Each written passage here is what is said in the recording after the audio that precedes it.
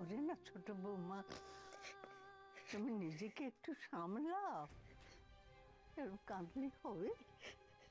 লক্ষ্মী মা আমার, নিজেকে একটু সামলাও। ছেলেটা চলে যাবার পর থেকে আমাদের গোটা পরিবারটা ঝড়ের মুখে খড়কুটোর মতো ভেসে চলল। তখন তোমারই কি অবস্থা সেটাও তুমি নিজে জানো না।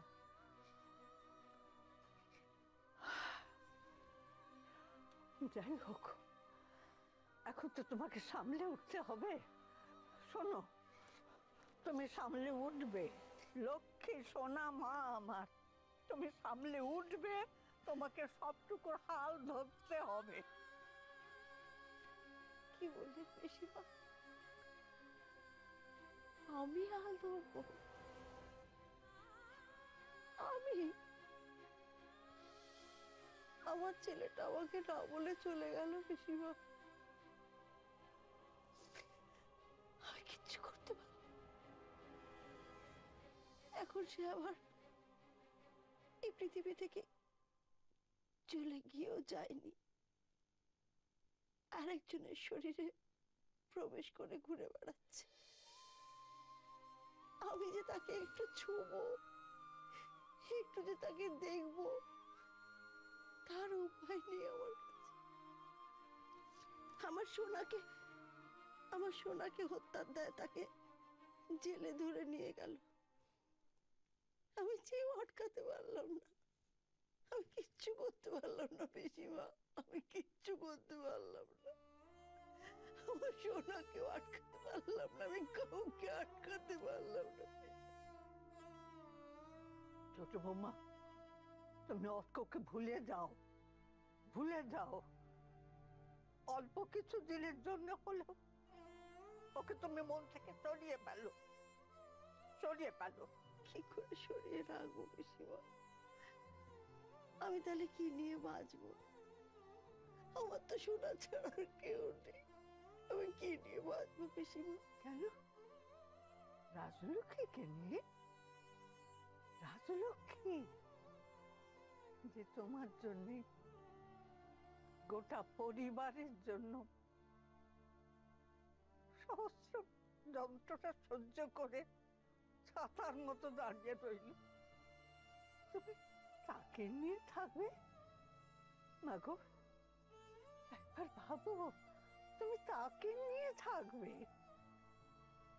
একটিবারের জন্য ওর দিকে ফিরে তাকিও মা, ও বড্ড অভাগী।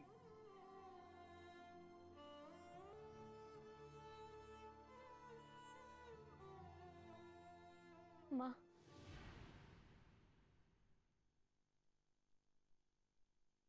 এ কি করেছিস তুই? কি করেছিস তুই এটা?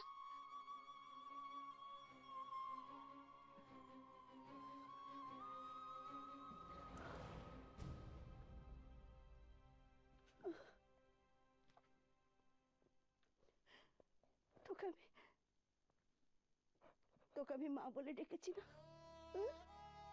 এই, দেখেছি তো তোকে মা বলে।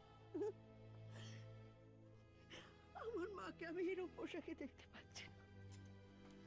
আমি সহ্য করতে পারছি না আমার মাকে এরকম পোশাকে। যা মা যা, পোশাকটা বদলে আয়।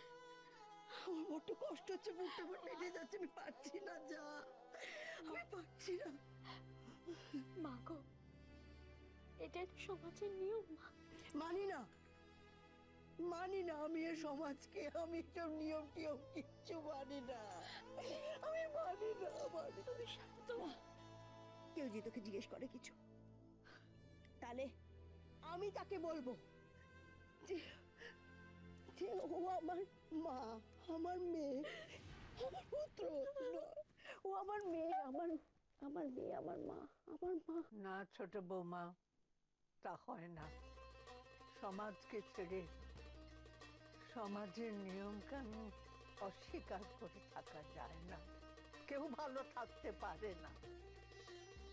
ওই মেয়েটা সারা জীবন ধরে অনেক কষ্ট সহ্য করেছে, আর ওর উপর কোনো রকম বোঝা তুমি চাপিও না। ওকে একটু শান্তিতে থাকতে দাও।